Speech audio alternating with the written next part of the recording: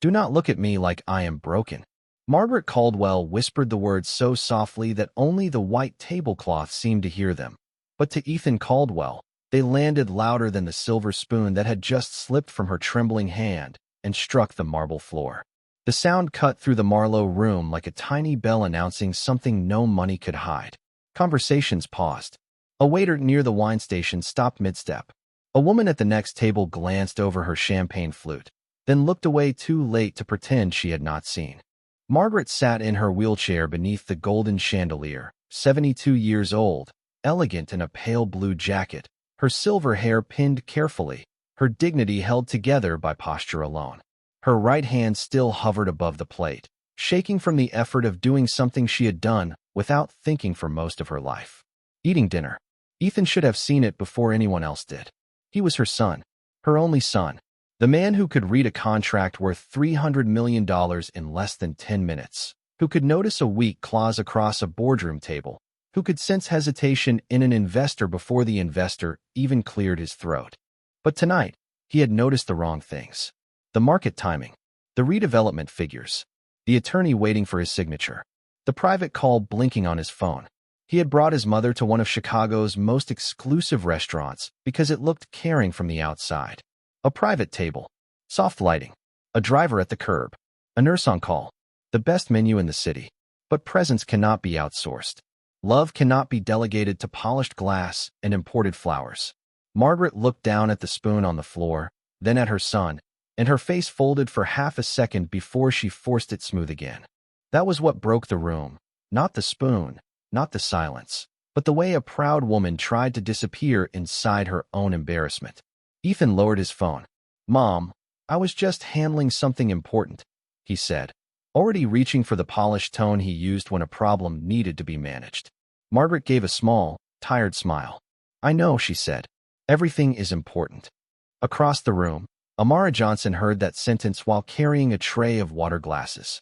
She was 26, a black waitress in a pressed white shirt and black apron, moving through the dining room with the quiet grace of someone trained to be invisible. Her manager had told her twice that night to keep service clean, silent, and seamless, especially around Mr. Caldwell's table. But Amara had seen the spoon fall. More than that, she had seen the way Margaret's eyes changed afterward. Not helpless, hurt. There was a difference, and Amara knew it because she had seen the same look on her grandmother's face years ago. So while Ethan turned back toward the attorney leaning in with a leather folder, Amara stepped gently toward the table, picked up a fresh spoon, and asked Margaret in a voice soft enough to protect her pride, "May I make the plate easier for you, ma'am, not smaller for you?" Ethan looked up too late, and for the first time that night, someone else was seeing his mother clearly. For a moment, Ethan Caldwell did not understand what he was seeing, because the scene in front of him was too simple to fit inside the way he measured the world. Amara Johnson was not rushing. She was not performing kindness for the room. She did not grab Margaret's fork or speak over her, or turn her chair as if an older woman were furniture to be adjusted. She simply stood beside the table with the fresh spoon resting on a folded linen napkin, waiting for permission. That waiting changed everything. Margaret looked up at her, cautious at first, then curious. "Easier," Margaret repeated, her voice thin but clear. "Not smaller." Amara smiled gently. "Yes, ma'am. Easier means you still decide. I just help the plate cooperate." The sentence was light enough to let Margaret breathe. Across from them, Ethan remained half turned toward his attorney, one hand still near the leather folder that contained the future of a $300 million redevelopment deal. The folder looked suddenly ridiculous beside his mother's trembling hand. Daniel Pierce, Ethan's chief financial officer, leaned closer and lowered his voice. "We should keep moving. The investors are expecting confirmation before 9. Ethan heard him, but his eyes stayed on Amara. The Marlowe room had been chosen because it understood power. The ceiling was high, the lighting was soft, the walls were paneled in dark walnut, and every table seemed to whisper that ordinary problems were not allowed past the front door. Men in tailored suits discussed hotels, land, zoning, tax credits, and legacy. Women in silk blouses lifted crystal glasses and laughed in careful tones. Nothing about the room suggested weakness, age, loneliness, or need. That was why Margaret had tried so hard to look fine. That was why Ethan had believed bringing her here was enough. He had mistaken expense for attention. At the center of the table, beside the untouched salmon and the cooling vegetables, sat the reason for the dinner, the purchase plan for a block of lakefront property on Chicago's north side. Officially, it was called the Caldwell Meridian Urban Renewal Initiative. Daniel called it transformative. The investors called it smart. The city consultants called it revitalization. But beneath the bright language sat an older building with a cracked brick entrance and faded green awnings, a place named Haven House. Ethan knew the name, but only as a line item. Acquisition target. Low-yield facility. Prime redevelopment parcel. His mother knew it as something else, though he had not asked her in years. Amara did not know the deal yet. She only knew the woman in front of her needed help without being made into a spectacle. She slid the plate a few inches closer to Margaret's stronger side, adjusted the angle of the knife, and cut the roasted chicken into neat pieces without making the portions look childish. Then she placed the spoon where Margaret's fingers could reach it without strain. "There," Amara said softly. "You are still in charge." Margaret's eyes filled, but she did not cry. She picked up the spoon, slowly, carefully, and this time the room did not hear metal hit marble. It heard quiet success.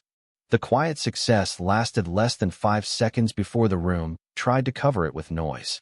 A fork touched porcelain. Someone cleared a throat. A soft laugh rose from a nearby table, too careful to be natural. People in rooms like the Marlowe room knew how to recover from discomfort quickly, not because they were kind, but because comfort was part of what they were paying for. Margaret took a small bite, chewed slowly, and placed the spoon back down with the concentration of a woman crossing a narrow bridge. Amara stayed beside her, not hovering, not correcting, simply present. That was the part Ethan could not stop watching. Presence. The thing he had been replacing with arrangements for years. A better chair. A better driver. A better private nurse. A better dinner reservation. He had built a life out of solutions, but somehow he had forgotten that his mother was not a problem to be solved. Daniel Pierce leaned in again, his voice smooth and urgent. "Ethan, we need your signature before the call with the West Coast group. If we miss the timing, they may reopen the valuation." Ethan looked down at the folder. The top page was clean, expensive, and final. Caldwell Meridian Group Acquisition and Redevelopment Agreement. Purchase price, $300 million. Beneath that, smaller print, colder print, language that turned a living building into square footage. Ethan reached for the pen, then stopped when Margaret laughed softly. It was not a big laugh. Not the kind that turns heads. It was smaller, almost private, but it carried more life than anything he had heard from her in months. Amara had said something to her, something about stubborn plates and how some vegetables had no respect for senior ladies, and Margaret, his mother, had smiled like herself. Not like a patient, not like a responsibility. Like Margaret Caldwell, the woman who once corrected his tie before his first school debate, the woman who made soup during Chicago snowstorms, the woman who worked 2 jobs after his father left so Ethan could attend a private high school 30 miles away. For a second, the billionaire vanished and the son remembered. Then a voice from the next table cut softly through the air. "Honestly, if she needs that much help, maybe this is not the right place for her." The words were not shouted. That made them worse. They were wrapped in privilege, served under the breath, polished just enough to deny later. Margaret heard them. Ethan saw her shoulders tighten. Amara saw it too. Her hand paused near the bread plate, but her expression remained calm. Mr. Rowland, the floor manager, appeared from nowhere with a smile stretched too thin. "Amara," he murmured, "I can take it from here." Amara looked at Margaret first, not at him. "Would you like me to stay, ma'am?" Margaret's fingers rested on the spoon. Her eyes lifted, watery but steady. "Yes," she said. One word, and the whole room had to make space for it. Mr. Rowland blinked. Daniel looked irritated. Ethan looked ashamed and did not yet know what to do with it. Amara nodded and remained exactly where she was. Not defiant in a loud way. Defiant in the way dignity sometimes is, by refusing to abandon someone just because the room prefers them unseen. Ethan finally turned toward the woman at the next table. He did not raise his voice. "This is exactly the right place for my mother," he said. The sentence surprised him as much as it surprised everyone else. Margaret looked at him then, and for the first time that night, Ethan realized she had not needed him to protect his image. She had needed him to protect her dignity. The sentence did not make Ethan heroic. It only made him late. He felt that immediately, in the way Margaret looked at him with gratitude and sadness mixed together, as if she had been waiting years for him to say something that should have been easy. The woman at the next table lowered her eyes to her menu. Mr. Rowland gave a stiff smile and disappeared toward the service station.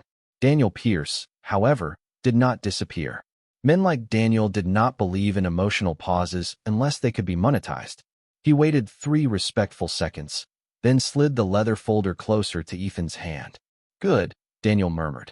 "Handled. Now we truly need to move." Ethan looked down at the agreement again. The numbers were enormous, but they no longer felt impressive. $300 million. 42 months of projected development. 2 luxury hotel towers. Retail space. Private wellness suites. A signature rooftop restaurant with a lake view. The language was elegant, the kind consultants wrote when they wanted demolition to sound like progress. Amara was still beside Margaret, pouring a little water into a shorter glass so it would be easier to lift. She did it without announcing the reason. She did not make care sound like charity. She made it look ordinary, which was why it moved him. Margaret noticed the folder and nodded toward it. "Is that the building?" Ethan stiffened. "What building?" "The one by the lake," she said. "The one Daniel mentioned in the car." Daniel's expression changed for less than a second, but Amara caught it. So did Ethan. Margaret looked at the leather folder, then back at her son. Haven House. The name crossed the table quietly, but it struck Amara like a hand on a memory. She did not move, but the tray in her fingers shifted slightly. Ethan heard the tiny sound of metal against metal and glanced at her. "You know it?" he asked. Amara placed the water glass gently near Margaret's stronger hand. "Yes, sir." Her voice stayed professional, but something had entered it. Not anger. Something older. "My grandmother spent her last year there." Daniel leaned back, already wary. "It is an outdated facility on underused land." Amara looked at him then, still calm, still respectful, but with eyes that made the words underused feel smaller than they had a right to be. "To you, maybe." Margaret turned her wheelchair slightly toward Amara. Was she treated well? The question was simple, but Amara had to take a breath before answering. "Yes, ma'am." They learned how she liked her tea. They kept her window open a little in the mornings because she loved hearing the buses. A nurse named Mrs. Alvarez braided her hair on Sundays, even when no family could visit. They did not make her feel like she was waiting to disappear. Ethan's hand slowly moved away from the pen. Daniel noticed and spoke quickly. "Ethan, with respect, one personal story cannot guide a city-scale development decision." Amara did not answer him. She looked only at Margaret, because Margaret understood what the room was trying not to understand. Buildings were never just buildings to the people who needed them. A chair was not just a chair when it let someone join dinner. A spoon was not just a spoon when it returned a piece of independence. Haven House was not just a parcel when it had held the last year of someone's dignity. Margaret reached for Ethan's wrist, lightly, not demanding, just asking him to stay present. "Did you ever visit it?" she asked. Ethan opened his mouth, but the truth arrived before any excuse could dress it. "No," he said. Daniel looked away. Amara lowered her eyes for 1 second, giving him privacy he had not earned. And in that small mercy, Ethan felt more exposed than he had under any accusation. He had been ready to sign away a place he had never entered, while a waitress he had barely noticed could remember the sound of buses through its windows. The word no remained on the table longer than Ethan wanted it to. It was a small word, but it carried the weight of every excuse he had ever mistaken for responsibility. He had not visited Haven House. He had not met the residents. He had not walked through the halls, smelled the cafeteria coffee, heard the wheels of walkers rolling over old tile, or watched nurses bend close so people did not have to raise their voices. He had only seen aerial photos, zoning maps, revenue projections, and a consultant's slide deck where every human detail had been erased into blue rectangles and opportunity zones. Daniel Pierce sensed the shift and moved fast. "Ethan, the building is failing financially. The city wants redevelopment. The board wants growth. Sentiment cannot carry operating losses." Margaret's hand remained lightly on Ethan's wrist. "Sentiment is what people call memory when it gets in the way of money," she said. The sentence was soft, but it made Daniel stop. Amara lowered her eyes again, not because she was afraid, but because she understood that some truths should be allowed to arrive without applause. Ethan looked at his mother, and for the first time that night, he noticed details he had been too busy to see. The careful makeup near her eyes. The way she had chosen her pale blue jacket because blue had been his father's favorite color, though she never said so anymore. The way her pride had survived illness, loneliness, and too many polite conversations about care plans. She was not broken. She had been asking him to stop treating her life like an inconvenience with a premium solution. Amara reached gently toward the plate. "Would you like the vegetables moved closer, Mrs. Caldwell?" Margaret smiled. "Please." There was no pity in the exchange. No performance. Just the rare grace of one person asking and another person answering. Ethan watched Amara rotate the plate a few inches, fold the napkin so Margaret's wrist could rest more comfortably, and shift the shorter glass within easy reach. Tiny changes. Almost invisible. But to Margaret, they were the difference between being served and being seen. Daniel tried one more time. "We can add a commemorative plaque in the lobby of the new property. Honor the history. Keep the name if necessary." Amara's face changed then. Only slightly. A flicker, but Ethan caught it. "A plaque does not hold someone's hand at breakfast," she said. The room seemed to pause around her words. Even the nearby tables had gone quiet again, though no one wanted to admit they were listening. Amara realized she had spoken beyond her position, and she started to step back. "Forgive me. I should not have interrupted." Margaret reached toward her, and Amara stopped. "No," Margaret said. "You should have." Ethan looked at the folder, then at Daniel. The pen sat between them like a test. For years, Ethan had believed leadership meant making hard decisions without emotion. But maybe that was only half true. Maybe the harder decision was allowing emotion to tell you what the numbers could not. What would happen to the residents? Ethan asked. Daniel adjusted his posture. They would be relocated through approved partner facilities. How far? Daniel hesitated. Various distances. How far? Ethan repeated. This time, the room heard the son and the CEO in the same voice. Daniel glanced at the page. Some within 15 miles. Some up to 90. Margaret closed her eyes. Amara's fingers tightened around the tray, but she said nothing. Ethan understood why. For an old person with fragile routines, 90 miles was not a distance. It was exile with paperwork. He pushed the folder away from the edge of the table. Not far.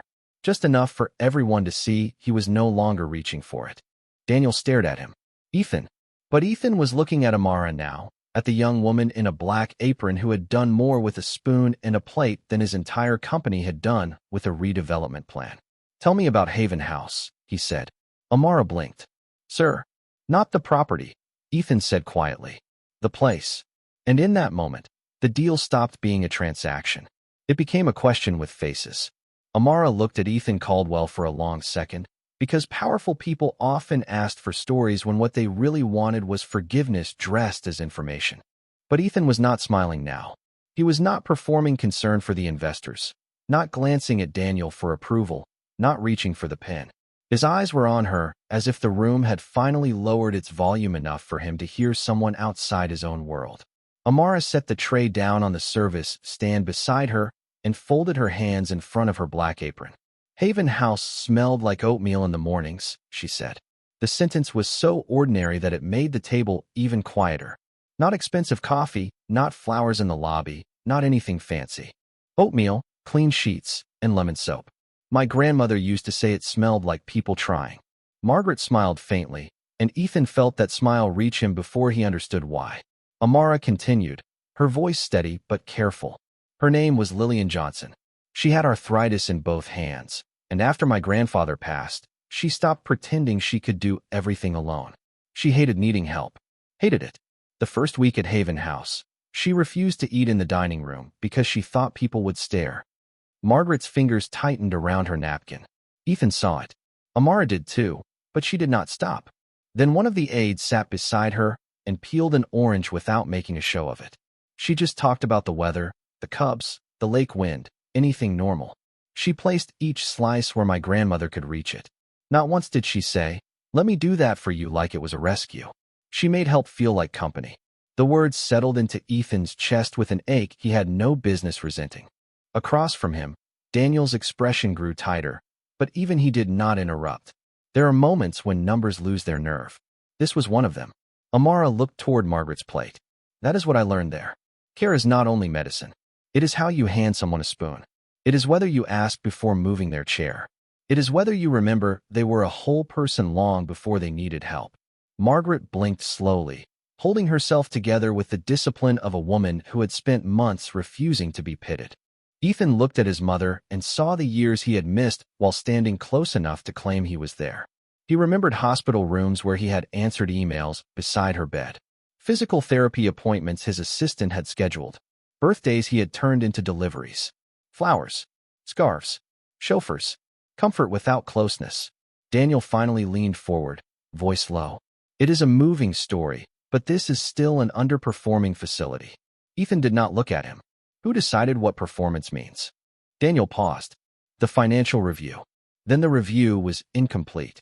The words came out before Ethan had planned them, but once spoken, they stood on their own. Amara lowered her eyes, and for the first time that night, she seemed less like a waitress interrupting a business dinner and more like the only person in the room who had brought evidence the spreadsheet could not hold. Margaret reached for her spoon again. Her hand trembled, but Amara had placed everything exactly where it needed to be. Margaret took another bite by herself. No drama, no applause, just dignity, quietly restored beneath a chandelier that had cost more than most families made in a year. Ethan watched her, and something inside him finally shifted from guilt to responsibility. He turned to Daniel. Delay the call. Daniel stared. Ethan, that creates risk. Ethan looked at his mother, then at Amara, then at the folder he had nearly signed. So does making decisions about people we never bothered to meet. Daniel Pierce did not move for a moment. He simply stared at Ethan as if the delay itself were impossible, as if time belonged to contracts and not to people. Around them, the Marlowe room held its breath. The piano near the bar continued playing something soft and expensive, but even that sounded careful now. Ethan reached for his phone, turned it face down, and slid it away from the leather folder. It was such a small motion, but Margaret saw it like a door opening. Cancel the 9 o'clock confirmation, Ethan said. Daniel's jaw tightened. Postpone, Ethan corrected, his eyes still on the folder. Not cancel. Not yet. Daniel exhaled through his nose, controlled and irritated. You understand what that signals to the West Coast group. Ethan finally looked at him. It signals that I am not signing a $300 million decision over dinner after learning I have never walked through the building. The sentence was calm, but it changed the balance of the table. Investors who had been pretending not to listen stopped pretending. The attorney set his pen down. Mr. Rowland hovered near the service station, uncertain whether he was witnessing a business problem or something sacred. Amara stepped back half a pace, trying to return to her role, but Margaret reached for her hand before she could disappear. The gesture was light, almost shy. Stay a moment, Margaret said. Amara looked toward Ethan for permission, then caught herself and looked back at Margaret instead. That mattered. Permission belonged to the woman being helped. Of course, ma'am, Amara said. Ethan noticed the correction without anyone naming it. All evening, he had been authorizing care around his mother as if she were an item on his schedule. Amara had asked Margaret. Always Margaret. The realization embarrassed him more deeply than the delayed deal. Daniel closed the folder halfway. There are ways to honor existing residents. Relocation packages. Priority placement. Transportation support. Amara kept her voice gentle. Moving someone is not always just moving them. Daniel turned toward her, frustration slipping through his polished tone. With respect, you do not know the full scope of this project. Margaret answered before Amara could. And you do not know the full scope of loss. That silenced him.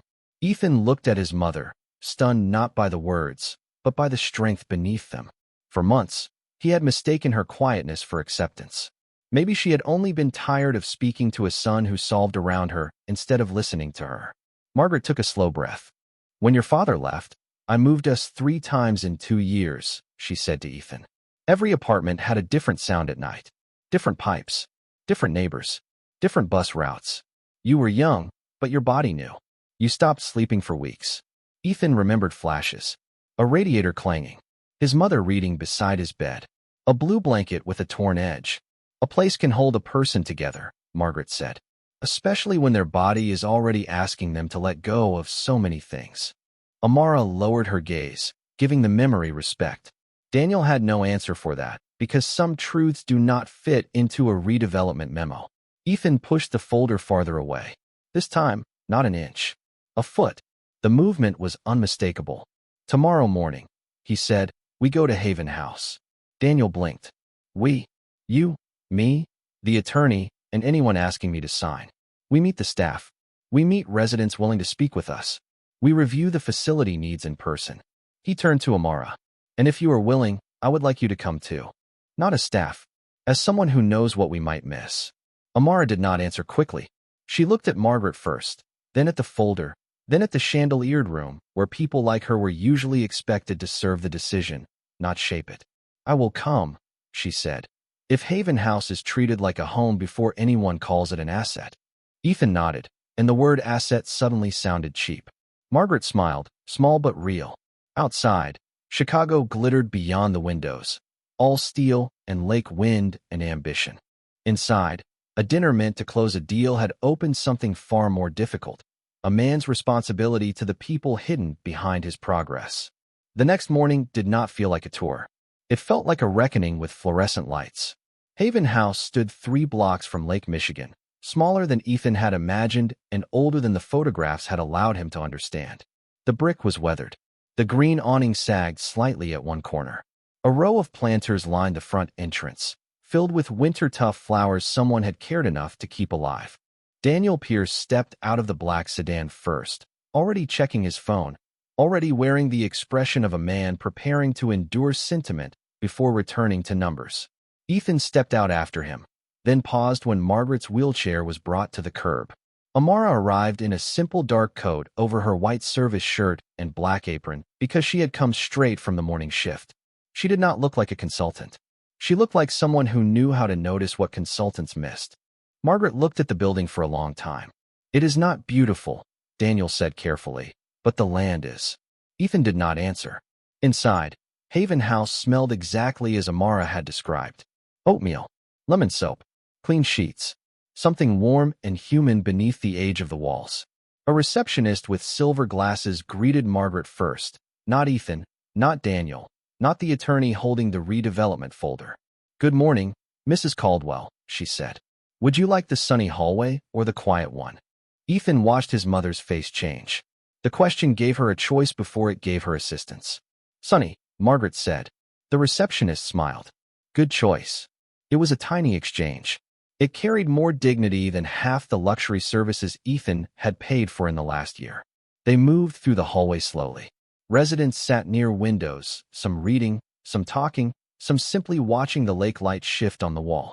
A staff member knelt beside an older man to hear him better, not because she had to, but because she wanted him to speak without strain. Another aide adjusted a woman's blanket and asked before touching the wheelchair. Amara saw Ethan notice that. She said nothing. The lesson was stronger without narration. Then they reached the dining room. It was modest, with round tables, plastic water cups, and paper menus clipped to small stands. But at each table, people were being addressed by name. Not room number. Not condition. Name. Margaret's hand tightened in her lap. Daniel looked around, searching for weakness. The facility still needs major capital, he said. Accessibility upgrades, kitchen modernization, roof repair, staffing expansion. Yes, Amara said. Repair it. Daniel turned to her. That costs money. Amara met his eyes calmly. So does replacing it with a tower that helps no one who lives here. Ethan looked toward the far table, where an aide was helping a woman guide her own spoon instead of taking over the meal. It was the same kind of care Amara had shown Margaret, quiet enough that pride could survive it. Suddenly, the redevelopment folder felt heavy in the attorney's hands. Daniel lowered his voice. Ethan, emotion should not rewrite strategy. Margaret looked at her son before he could answer. Then let truth rewrite it. Ethan closed his eyes for half a second. When he opened them, the room was no longer an asset, no longer a parcel, no longer an underperforming facility. It was a place where people were still being treated as whole. He turned to Daniel. Prepare a new plan, he said. Daniel's face tightened. What kind of plan? Ethan looked at Margaret, then at Amara, then at the residents eating breakfast beneath the old lights. One that starts by asking what this place needs to live. The new plan did not arrive as applause. It arrived as work. By noon, Ethan Caldwell was standing in the dining room of Haven House with his suit jacket folded over one arm, listening while staff members named broken elevators, short shifts, outdated bathrooms, narrow doorways, and kitchen equipment older than some of the residents. Daniel Pierce stood beside him with a tablet, quieter now, because the numbers had faces and names and morning routines attached to them. Margaret sat near the sunny window with a cup of tea in both hands, watching her son listen without reaching for his phone. That alone felt like a small miracle. Amara remained near the doorway, still wearing her black apron from the morning shift, not trying to lead the room, not trying to own the moment, simply making sure the people who lived there were not turned into background again. Ethan noticed that too. She had never demanded attention. She had redirected it. By late afternoon, the demolition proposal was withdrawn. Not paused. Withdrawn. Caldwell Meridian Group would preserve Haven House, rebuild it, expand it, and fund a full accessibility renovation without removing a single resident from care.